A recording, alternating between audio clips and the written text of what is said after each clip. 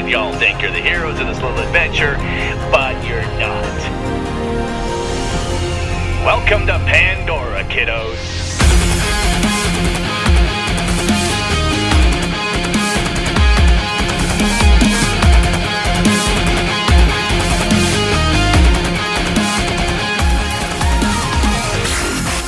At this point, I'm starting to think we need to kind of get a move on. It feels like we've played out this area, and we really haven't because we've left a lot of coal behind. But yeah, we need to kind of get a move on, especially because sooner or later that world border is going to start shrinking. And that's going to cause some problems if we don't kind of move along.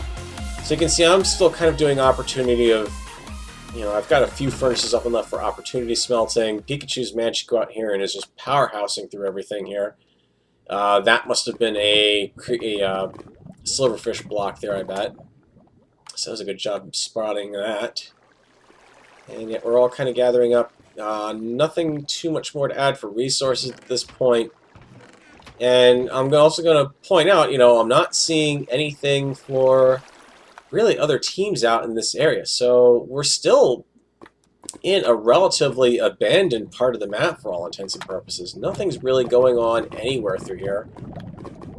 And, you know, it just doesn't make sense to stick around. We haven't encountered anything, and there's bound to be terrain that's going to be a little more favorable to finding some resources. So we're heading out this way. We're kind of starting to loot this part of the cave because obviously there's iron here, there's gold there.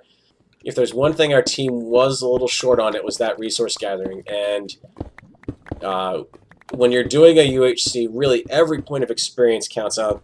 There's the skeletons that I inadvertently ran across. Yep, they're over there, and no witches though.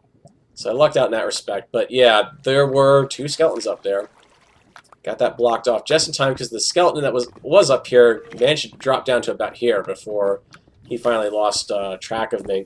There's also plenty of other mobs hiding out in various areas around here. You can see that DroidFreak and not DroidFreak, Brazen Hawk and Pikachu are working down here, trying to go along and find anything for diamonds, which we're really not having much luck with. I'm managing the smeltery operation here, and DroidFreak is... Where'd DroidFreak disappear to? Droid, where'd he go? He's over there. And again, we're feeling pretty confident at this point because there's not much going on out here. There's a skeleton that's been walled off. We've got a witch over here that has also been walled off, fortunately. And yeah, just more smelt. So yeah, not the most exciting action of UHC, but really, trust me, it does get better. And at this point, I'm more or less having just the time of my life just trying to track down our team to give them items. So Pikachu's got his iron helmet. I don't know why. I think if I remember right, it was just the amount of iron we had that was determining who was getting helmets and who was getting boots. I was kind of aiming for helmets first and then boots last, which is probably a little bit backwards from what we really should be doing. But so Pikachu gets his booties, and DroidFreak's got his. Brazen Hawk will be getting his momentarily, and once we got that done, I'll be able to armor myself up the rest of the way. Yes, the usual. Hey, did you pick them? I picked them. I threw them down. Are they yours? Are they mine? So I'm going to be the last to fully equip here. We've got our enchanting table. We've got our diamond pick. We're in good shape, and we actually have enough. And this is actually something that was really, to be honest with you, a good idea, was the fact that we had the bookshelf. And I really want to say to Pikachu, that was a brilliant idea. It's not something I ever really would have considered would be to pick up a bookshelf. The advantage that's going to give is we're going to be a little bit up in terms of the kinds of spells that we can get. So there's still going to be very basic level 1 spells, but your availability of and what you can get enchanted gets tweaked a little bit. And I think that gave us a little bit of an advantage as we started going through and doing things. So you can see I've pulled off my armor here to enchant. Everyone's going through. We had plenty of lapis at this point. And yeah, it means you're down 3 books that you can't do anything with. But at this point, I've got almost full Prot 1 armor. I think one of my pieces was projectile protection, probably the helmet. My feet, if I remember right, were feather falling one, which was just making me just really thankful that that I had that after my half-hearted damage already. And the great thing about the bookshelf, actually, is let's say you get to a point where you're confident in what you've got, and now you want to see what you can enchant for additional enchants to put on a book and maybe apply to your weapons or your armor. The there's the anvil that I toted through thick and thin with me. The advantage to having the bookshelf is, okay, well, I break that and I've got 3 books. Boom, ready to go. That's three enchants that I can easily put onto that and then move on. Now, you're probably also saying, well, if you break that, what if you need to take that with you? Well, you can break it. You've got 3 books, and it's just a matter of putting together a little bit of extra wood to actually come up with what you need to put a new bookshelf down. So, oh, and there's the witch over there. Just what we need, you know?